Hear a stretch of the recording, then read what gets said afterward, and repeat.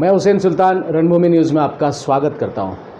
आपने देखा जिस तरीके से महाराष्ट्र में जो सियासत बदली है, एनसीपी के दो भाग हुए हैं और एक भाग शरद पवार और एक दूसरा भाग अजीत दादा पवार के साथ। आज हमारे साथ में कांग्रेस के सीनियर लीडर हैं जो माइनॉरिटी में के अलावा जो सेवा दल में भी उन्होंने अपनी भूमिका अदा की है और बरसों से यहाँ पे वो कांग्रेस में अपनी जगह बनाए हुए हैं।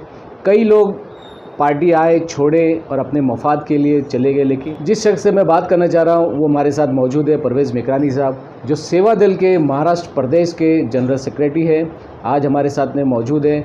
और जिस तरीके से सियासत बदली है उसको लेकर और मुमरा थाने को भी लेकर हम उनसे चर्चा करेंगे। कि परवेज़ भाई, बहुत बहुत आपका स्वागत है हमारे चैनल रणभूमि न्यूज़ में। क्या कहेंगे जिस तरीके से सियासत का रंग महाराष्ट्र में बदला है, क्या कहेंगे, क्या कारण है कि एनसीपी के दो भाग हो गई, एक भाग शरद पवार गुट बन गया है, दूसरा अजीत दादा पवार बन गया, क्या कहेंगे इसको लेकर? लिबाज भाई, मैं आपको सलाम करता हूँ।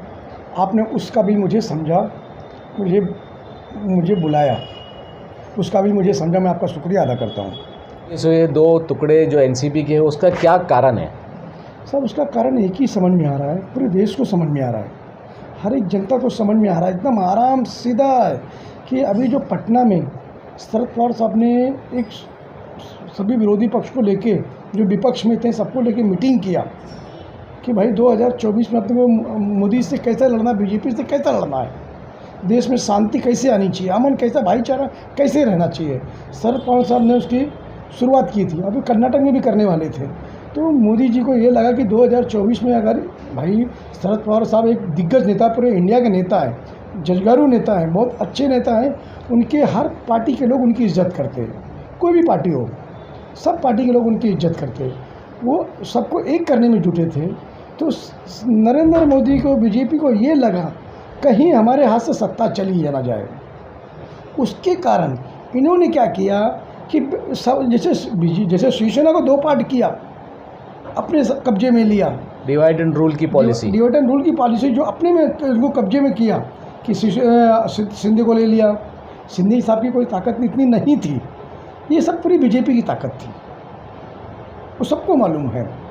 वही हाल अजीत पवार के साथ में किया। अजीत पवार को अपने साथ में लो, इनकी पार्टी को तोड़ो, शरद पवार को कमज़ोर करो। शरद पवार जब अपने घर में ही उलझे रहेंगे तो बाहर का किसी को जोड़ नहीं पाएंगे। सीधा डिपेंड ये है। अब जिस तरीके से हमेशा सेकुलरिज्म का दावा किया जाता है, कांग्रेस सेकुलरिज्म पार्टी है, एनसीपी सेकुलरिज्म पार्टी है, और तो इस तरीके से सियासत की सत्ता हासिल करने के लिए सेकुलरिज्म का जो विचारधारा उसको छोड़ के भाजपा को सपोर्ट करे, इसको लेकर क्या कहोगे? भाजपा को सपोर्ट करे? कौन सपोर्ट करे? एनसीपी ने। एनसीपी कहाँ सपोर्ट कर रही है भाजपा को? अभी सरकार में आ गए तो सपोर्ट ही हो गया ना। अजीत पवार सपोर्ट कर रहे हैं, एनसीपी सपोर्ट नहीं कर रही। जो भी है, दो टुकड़े हो गए। एनसीपी के, वो भी एनसीपी है, ये भी एनसीपी है। एनसीपी के मेन को फोल्डर कौन है? शरद पवार साहब। वो भी मरे नहीं है, वो जिंदा है ना। और उनके पास विधायक कितने गए हैं? जो 9 लोग शपथ में आए हैं वही दिख रहे हैं। तो उसे बताया जा रहा है कि 30 से 40 आमदार हैं। लिखत में कहाँ है? लिखत में नहीं है। मैं भी बोल दूंगा मेरे पास 40 लोग हैं, बोलने से नहीं होता है। जब तक वहाँ साबित नहीं करोगे आप, जब तक आप साबित नहीं करोगे तो कोई हवा में बात नहीं करने का। शरद पवार के साथ विधायक लोग हैं, ऐसा नहीं है। 9 लोग ये अपने स्वास्थ्य के लिए गए हुए हैं। अब बीजेपी को फ़ायदा पहुंचाने के लिए 2024 में कि बीजेपी की ज़मीन खसक रही थी महाराष्ट्र से, महाविकास आघाड़ी, उदय गुटकी साहब की शिवसेना हो गई, कांग्रेस हो गई, पवार साहब की राष्ट्रवादी हो गई, तीनों मिलके बहुत अच्छा जा रहे थे। और 2024 में महाराष्ट्र से इनको बहुत बड़ा झटका लगने वाला था। अच्छा, तो वो चीज़ बीजेपी देख के, मोदी साहब देख के, ये सब पूरा गेम रचा गया हुआ है। मोदी, इनकी जो अजीत पवार का पॉलिसी नहीं है, ये सब बीजेपी की पॉलिसी है। अच्छा, शरद पवार साहब को कमज़ोर करने के लिए। शरद पवार जब कमज़ोर हो जाएगा तो विपक्ष बिछड़ जाएगा, यही सब है। अब जिस तरीके से सियासत करवट ली है, अब थाना की सियासत हो जाए, मुमरा की सियासत हो जाए, तो क्या कहेंगे कि मुमरा में आप अक्सर कांग्रेस और एनसीपी का अलायंस रहा है, और अब देखा गया कि थाने में भी जितेंद्र आव्हाड का विरोध किया गया और मुमरा से भी अभी इसे कांग्रेस की तरफ से कोई ऐसा ऐलान नहीं हुआ कि वो किसके साथ में, क्या कहेंगे इसको लेकर? आप बोल रहे मुमरा से ऐलान नहीं हुआ, आप बोल रहे हैं ना। हमारे राष्ट्रीय नेता राहुल जी गांधी, आदरणीय राहुल जी गांधी ने शरद पवार जी के बंगले पे खुद जाके बातचीत किया बैठ के कि हम पवार साहब आपके साथ में हैं, हमारी पार्टी पूरी आपके साथ में है। तो हम तो जमाने से साथ में हैं शरद पवार के, जमाने से साथ में, और साथ में रहेंगे, साथ में ही रहेंगे। हमारे नाना पटोले जी ने ऐलान कर दिया है, हमारा हाईकमान ने ऐलान कर दिया है, और आने वाले इलेक्शन में हम तीनों लोग मिलकर लड़ेंगे। तीनों कौन कौन? उदय साहब की पार्टी जी, शरद पवार साहब की पार्टी और हमारी कांग्रेस, तीन को मिलके ही लड़ेंगे।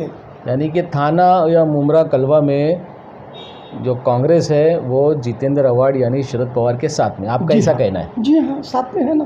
देखो 2009 में अगाड़ी थी, हम लोगों ने राष्ट्रवादी का काम किया। 2014 में हमारी अगाड़ी टूट गई थी, हम लोगों ने नहीं काम किया। फिर 2019 में हमारी अगाड़ी हुई तो हमने काम किया।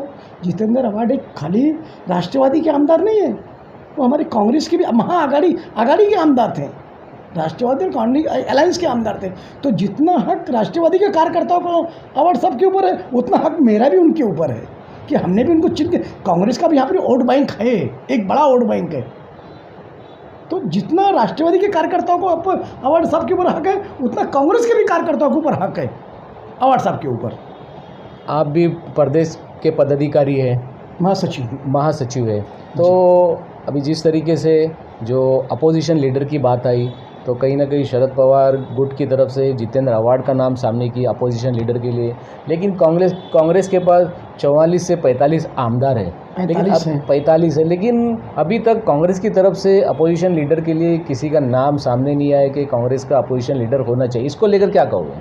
भाई ये हमारे हाईकमान का फैसला है, वो सेट करेंगे। हम तो चाहेंगे हमारा अपोजिशन लीडर हो, हम कांग्रेस के कार्यकर्ता हैं, हम तो चाहेंगे ना अपोजिशन लीडर हमारा होना चाहिए। अच्छा, हमारे पास 35 आमदार हैं और हमारे साथ में हमारे कोई भी आमदार इधर से उधर नहीं हुआ है, कोई भी आमदार इधर से उधर नहीं हुआ है।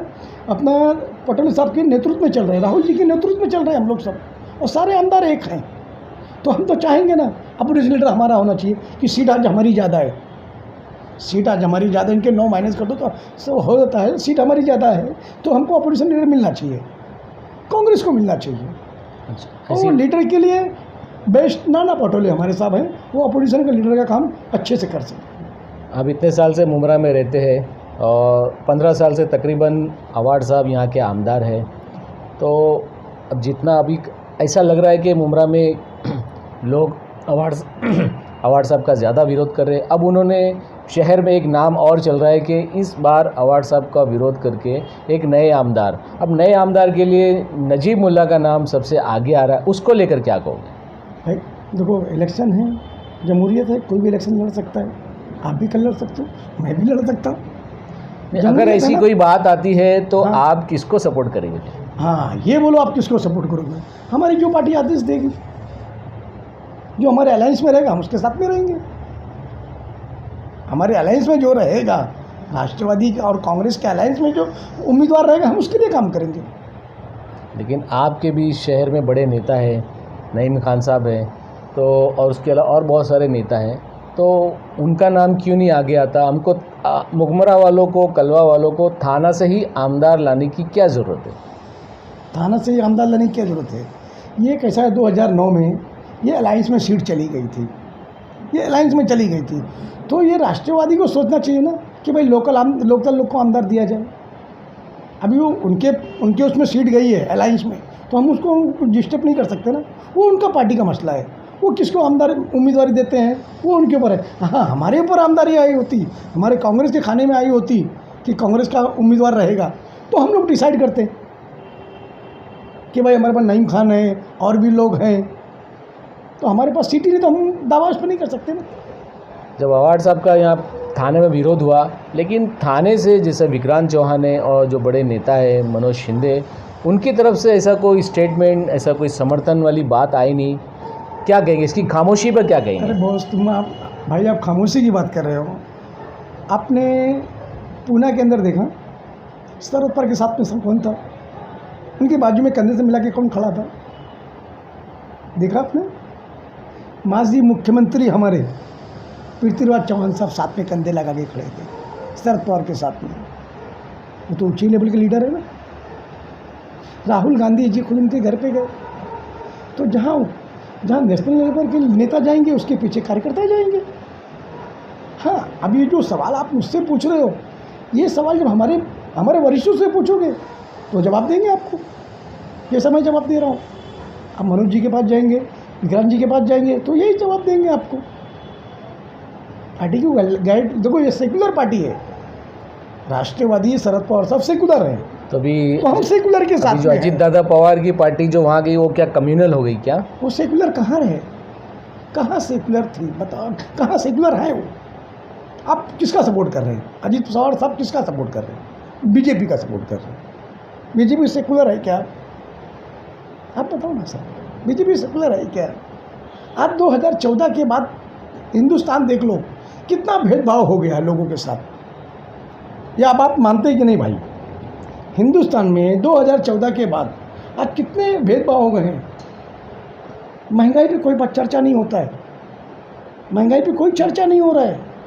खाली हिंदू मुसलमान लोगों को माइंड डाइवर्ट कैसे किया जाए, बस धर्म परिवर्तन ये गए है वो है, लोगों का माइंड डाइवर्ट कर रहा है।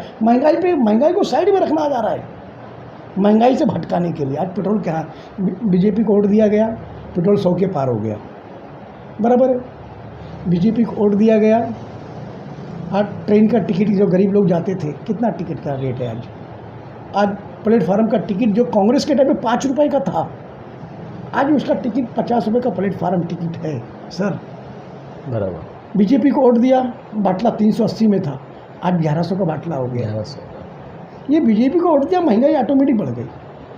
और कांग्रेस के टाइम पे क्या महंगाई थी आपको तो मालूम ही है। ये स्मृति ईरानी लोग, बीजेपी के लोग जो नंगा नाच करते थे। तभी जिस तरीके से अब सियासी हालात बदले हैं, अब 2024 का चुनाव नज़दीक है जी, तो क्या लगता है आपको, अब एनसीपी जो अजीत दादा पवार की पार्टी है, अब वो किस तरीके से वहाँ पे इलेक्शन लड़ेगी 2024 में महाराष्ट्र में बीजेपी के साथ मिलकर, क्या कहेंगे उसको लेकर? वो बीजेपी के साथ मिल के लड़े ना, हमको तकलीफ थोड़ी है, हमको तो शरद पवार जी का साथ देना है। हमारे हाईकमान ने फैसला किया है, हम थोड़ी फैसला करें, हम तो कार्यकर्ता है। जैसा हाईकमान फैसला करेगा उसको उल्टे हम चलेंगे, जो आदेश देगा हम उनके काम करेंगे। ये थे हमारे साथ में प्रदेश के महासचिव सेवा दल के परवेज मेकरानी साहब, और सारी चर्चाओं को खास करके जो महाराष्ट्र में जो सियासत ने करवट ली है, और इस करवट में कांग्रेस ने शरद पवार का साथ दिया है, उसी को लेकर हमने चर्चा की। उनका साफ तौर पे कहना है कि जो ऊपर से आदेश होगा कांग्रेस का, वही कार्यकर्ता और तमाम पदाधिकारी करेंगे। जिस तरीके से थाना में जो विरोध हुआ जितेंद्र आव्हाड का, उसको लेकर भी उन्होंने कड़ी निंदा की है। और इसी और मुद्दों को लेकर दोबारा फिर शहर के विकास को लेकर हम दोबारा से परवेज मेकरानी से कांटेक्ट करेंगे। इसी तरह की और भी खबरें देखने के लिए हमारा चैनल रणभूमि न्यूज़ को लाइक करें, सब्सक्राइब करें और शेयर करें।